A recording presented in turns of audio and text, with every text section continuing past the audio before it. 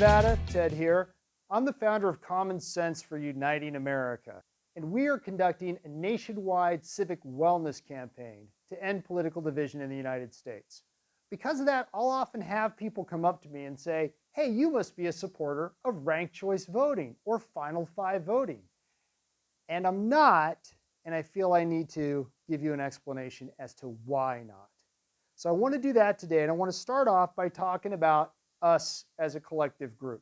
Now, anytime we have a political issue, say whether or not we should legalize marijuana. Now, some people will say, yes, always, and other people will say, no, never. And between these two extremes, we will have people who want to know, well, who gets to grow it? How's it going to be taxed? Who gets to use it? How's it going to be recorded? Etc. We'll create an entire political spectrum of opinions on that one question. Now, what we know from research is that there will be more people who support these moderate positions than who support the extreme positions. You don't have to take my word for it. You can go to Pew Research Center and look at actual public opinion curves. Links in the description. Traditionally, the Democrats place their political platform here. And traditionally, the Republicans place their political platform here.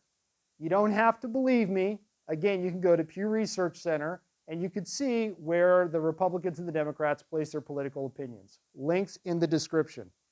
Now, voters, all other things being equal, will tend to select the candidate whose political platform lies closest to their own political views. So all these folks over here are going to vote for the Democrat. And all these folks here are going to vote for the Democrat. Now, in our example, we're going to say that the Republicans win with 55% of the vote. Now, even though all of our voters were able to voice their opinion on who they wanted to elect, once the election happens, this candidate is going to be paying attention to the 55% majority.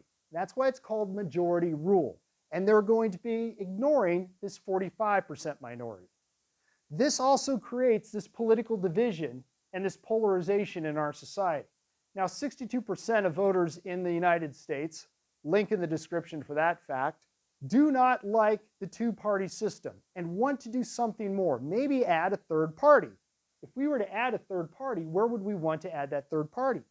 We could put them over here to the left of the Democrat, or we can put them over here to the right of the Republican, or we could put them here somewhere in between. I'm going to guess that people would like a candidate who better reflects the majority opinion. So we're going to place this candidate here at the majority opinion. Now, don't confuse the majority opinion with the political center. The political center is a point halfway between the two extremes. So here's our political center. The majority opinion is wherever this bulk of the voters actually sits. It could be over here on the left. It could be over here on the right. I just happen to draw it pretty much symmetrically, and so it's in the center. But it doesn't have to be. The majority opinion can be anywhere along the political spectrum. Important point to remember. But now our voters are going to do what voters are going to do. And if they lie closer to this majority opinion candidate, they're going to vote for the majority opinion candidate. But if they lie closer to the Democrat, they're going to vote for the Democrat. And if they lie closer to the Republican, they're going to vote for the Republican. So you can see there's just not enough voters around the majority opinion to support a majority opinion candidate there. Either the Democrat or the Republican are going to have more votes. So the people who would normally vote for the majority opinion candidate feel compelled to choose the lesser of two evils.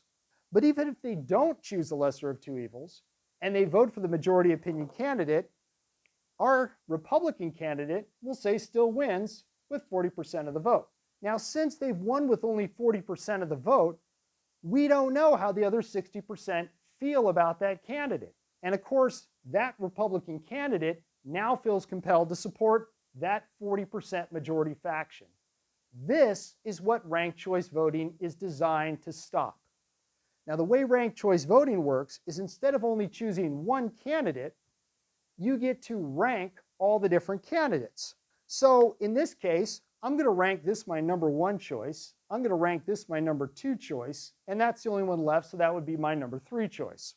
Now, the way ranked choice voting works is if no candidate has a 50% majority, we eliminate the candidate with the fewest number of votes. In that case, that's going to be this majority opinion candidate. And then we reallocate their votes to the remaining candidates. The voters, of course, choosing the candidate whose political platform lies closest to their own political opinion, the same way we did it before. And the Republicans win again with 55% of the vote.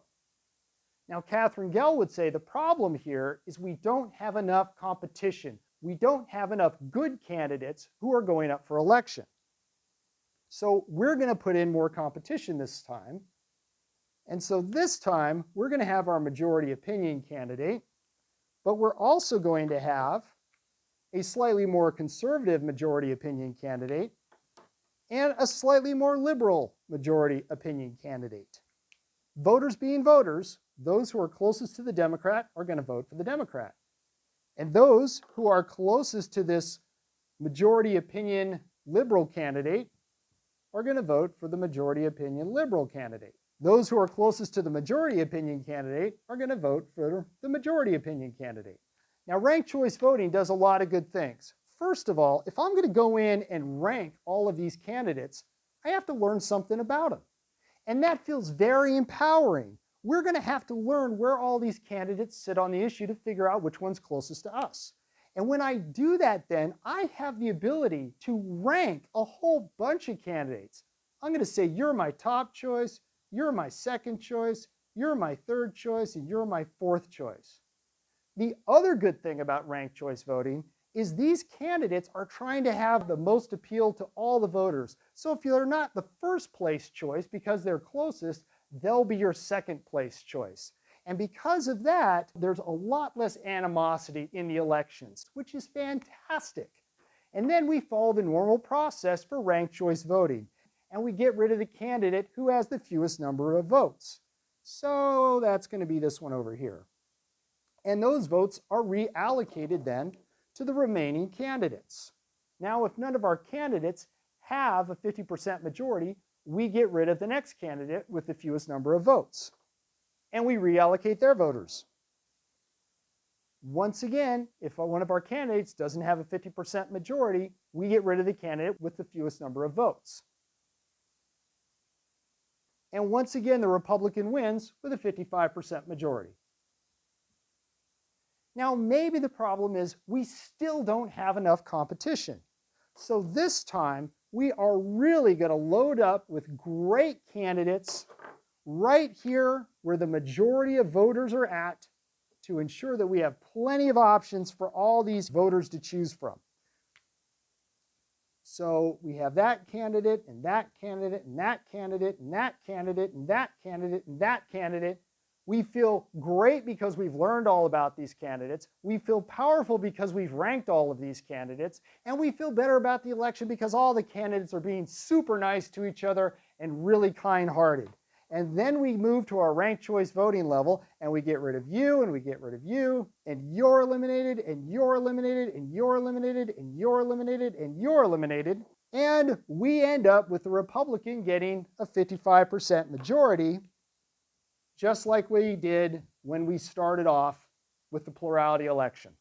Now you're probably starting to understand why the Australian Parliament, and Australians have been dealing with ranked choice voting for about 100 years, put in their report of 21 August 2007 entitled Australian Electoral Methods, don't take my word for it, links in the description, quote, preferential voting gives a disproportionate advantage to major party candidates. And it probably also makes sense why back in 1918, the Australian Conservatives worked to implement ranked choice voting to ensure the Labour Party and the Independents didn't win. The goal of ranked choice voting and final five voting is to ensure majority rule. But when you have majority rule, you have a minority that's ignored. Those weren't the winners in 2017 who were marching on the Capitol. those weren't the winners in 2021 who were attacking the Capitol building. Majority rule is what creates our division and our polarization. Now, max voting methods change majority rule into majority opinion rule. Approval voting, division-free voting, star voting, any of those would work fine.